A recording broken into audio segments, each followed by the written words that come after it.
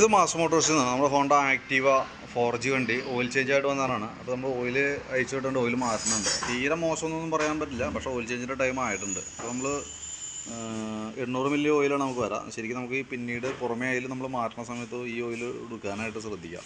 കാരണം എന്ന് വെച്ചാൽ ഹോണ്ടയുടെ കമ്പനി ഓയിലാണ്, കമ്പനി ഓയിൽ യൂസ് ചെയ്യാം. നമുക്കതിന് റേറ്റ് വരുന്നത് 363 രൂപ നമുക്ക് അതിന് കോസ്റ്റ് വരാം.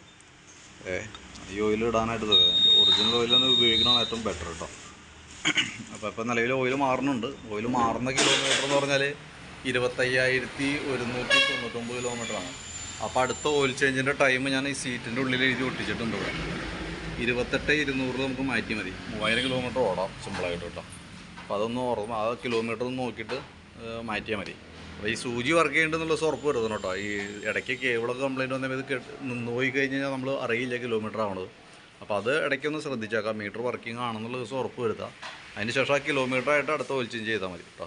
ഓക്കെ, വർക്ക് കംപ്ലീറ്റ് ആയി കഴിയുമ്പോൾ ഞാനൊന്ന് വിളിക്കാം. അതിൻ്റെ എസ്റ്റിമേറ്റ് ഡീറ്റെയിൽസൊക്കെ വാട്സാപ്പിലേക്ക് സെൻഡ് ചെയ്തിടാം. ഓക്കെ.